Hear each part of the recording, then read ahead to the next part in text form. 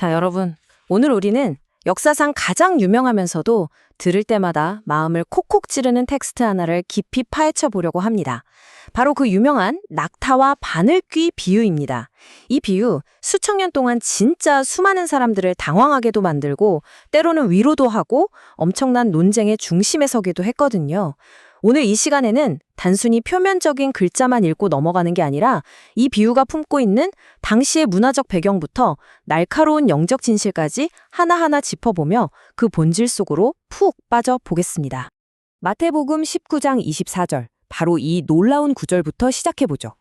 영생을 찾으러 왔다가 결국 자기 전 재산을 포기하지 못하고 슬퍼하며 떠나간 젊은 부자 관원 이야기 아시죠? 예수님이 그 대화 직후에 남기신 말씀입니다. 한번 상상해 보세요. 당시 중동에서 어딜 가나 볼 수 있는 가장 거대한 동물인 낙타, 그리고 우리 일상에서 마주할 수 있는 가장 작은 구멍인 바늘귀. 이 두 가지를 딱 대비시킨 이 극단적이고 무시무시한 비유는 당시 이 말씀을 듣던 제자들에게 그야말로 엄청난 충격 그 자체였을 겁니다. 근데 여기서 잠깐만요. 혹시 여러분도 이 구절에 얽힌 아주 유명한 도시전설 들어보신 적 있으신가요? 사실 예루살렘 성벽 어딘가에 바늘귀라고 불리는 아주 조그마한 쪽문이 있었다는 이야기 말이에요. 밤늦게 성문이 닫힌 다음에 지각한 여행자들이 겨우겨우 기어들어가는 문인데 낙타가 여길 통과하려면 무릎을 꿇고 짐을 다 내려놔야만 들어갈 수 있었다. 뭐 이런 이야기죠. 와, 듣기만 해도 은혜롭고 감동적이지 않나요? 하지만 우리가 기정사실처럼 알고 있는 이 역사적 미스테리에 대해서 즉각적인 의문을 한번 던져보겠습니다. 이게 과연 진짜 역사적 사실일까요? 자, 그럼 첫 번째 섹션입니다. 비유의 진짜 의미, 그 문자적이고 문화적인 배경을 살펴볼게요. 역사적으로 사람들은 이 비유가 주는 그 엄청난 두려움과 부담감을 어떻게든 좀 줄여보려고 두 가지 그럴싸한 가설을 만들어냈습니다. 왼쪽에 방금 말씀드린 바늘귀문 가설이 있죠. 어떻게든 기어서라도 통과할 수 있다는, 그러니까 인간의 노력으로 한 가닥 희망은 있다는 걸 보여주고 싶었던 거예요. 그리고 오른쪽을 보시면 또 다른 유명한 주장이 나옵니다. 바로 밧줄 오역설입니다. 아예 번역이 잘못됐다는 거죠. 바늘귀에 낙타가 들어간다는 건 솔직히 말이 안 되니까 사실은 그게 거대한 밧줄을 바늘에 꿰는 거였다고 주장하는 겁니다. 밧줄도 어렵긴 하지만 낙타보다는 훨씬 현실성 있게 들리잖아요. 이게 어떻게 나온 이야기냐면요. 신약 성경이 기록된 헬라어를 보면 짝 답이 나옵니다. 낙타를 뜻하는 단어가 카멜로스고 두꺼운 선박용 밧줄을 뜻하는 단어가 카밀로스거든요. 보이시죠? 모음 딱 하나 차이로 철자가 거의 똑같습니다. 발음이 비슷하다는 걸 핑계 삼아서라도 이 엄격하고 숨막히는 말씀을 어떻게든 좀 피해가 보려 했던 사람들의 아주 귀엽고도 필사적인 변명이었던 셈입니다. 자, 그런데 여기서 제가 찬물을 좀 끼얹어야 하겠네요. 진실을 말씀드리자면 방금 살펴본 문가설이나 밧줄 오역설은 모두 역사적 근거가 전혀 없는 낭설에 불과합니다.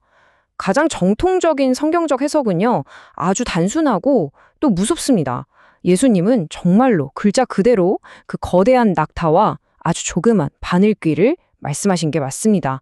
예수님은 중동에서 가장 큰 동물과 가장 작은 구멍을 대비시키면서 인간의 힘으로는 절대 불가능하다는 그 절대적 불가능성을 극적으로, 심지어 약간 헛웃음이 나올 만큼 과장되게 강조하신 거예요. 이어서 두 번째 섹션으로 가보죠. 부자가 천국에 가기 힘든 이유, 청교도 관점에서 본 영적 위험성입니다. 아니, 도대체 왜 예수님은 세상의 그 많은 죄악들 중에서 하필이면 부유함을 콕 집어서 천국 가기 제일 힘든 케이스로 경고하셨을까요? 이 문제에 대해 누구보다 치열하게 고민했던 청교도 신학자들의 통찰을 좀 빌려와 보겠습니다.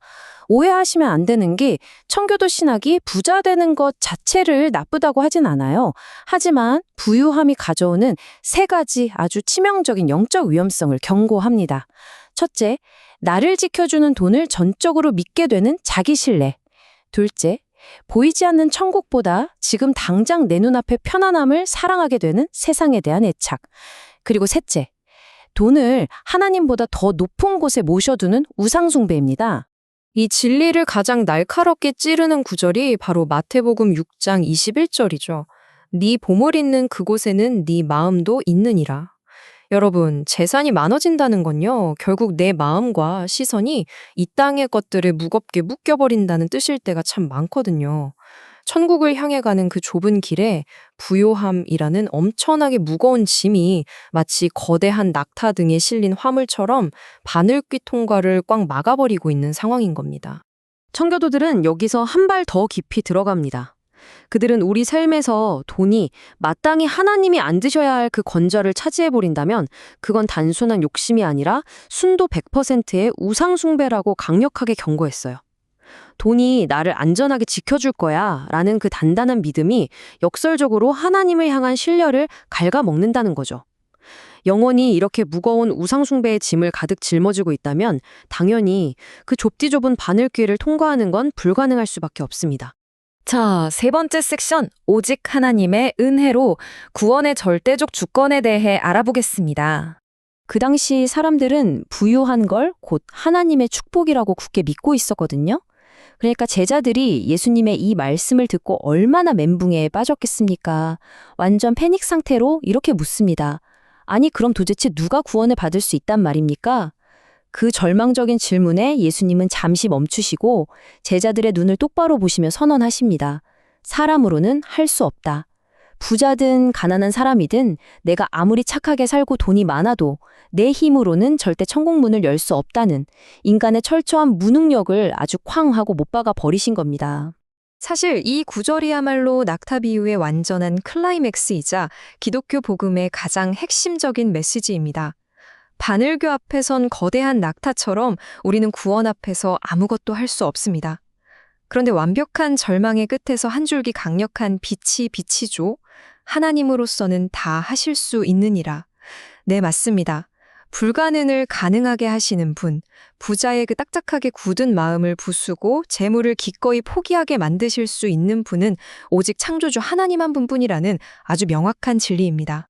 이걸 전체적인 그림으로 한번 비교해 볼까요? 왼쪽을 보세요. 전적 무능력. 이건 거울처럼 우리의 진짜 현실을 보여줍니다. 우리는 죽었다 깨어나도 스스로를 구원할 수 없어요. 하지만 오른쪽을 보십시오. 전적인 은혜. 구원은 우리가 무언가를 이루어내서 받는 보상이 아닙니다. 굳은 마음을 변화시키시는 전적인 선물이라는 뜻이죠. 인간의 힘으로는 절대 안 된다고 두 손 두 발 다 들 때 바로 그 지점에서 하나님의 은혜가 폭발적으로 빛을 발하는 겁니다. 마지막 네 번째 섹션입니다. 청교도적 삶의 적용, 이를 위한 실천적인 마음가짐을 살펴볼게요. 청교도들은 이 엄청난 신학적 진리를 그냥 머리로만 그렇구나 하고 넘기지 않았습니다. 일상 속에서 세 가지 마음가짐으로 철저하게 실천했어요. 첫째, 내 돈과 재물은 내 것이 아니라 잠시 맡겨진 거다. 나는 관리인일 뿐이다. 라고 생각하는 청지기 정신. 둘째, 통장의 잔고가 얼마든 간에 하나님, 당신 없으면 저는 완전히 파산한 사람입니다. 라고 엎드리는 영적 가난함.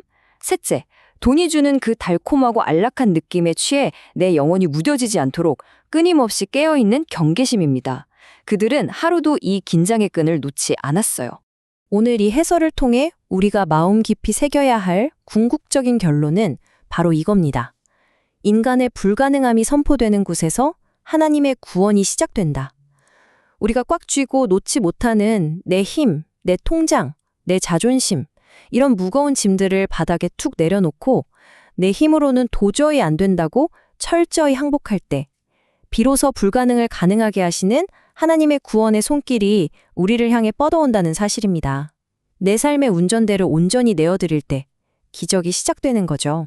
자, 오늘 시간을 마무리하면서 여러분 스스로의 영적 여정을 한번 돌아보실 수 있도록 아주 도발적이면서도 깊은 질문 하나를 던지고 싶습니다. 나는 지금 내 영혼의 낙타등에서 세상의 짐들을 온전히 다 내려놓았는가?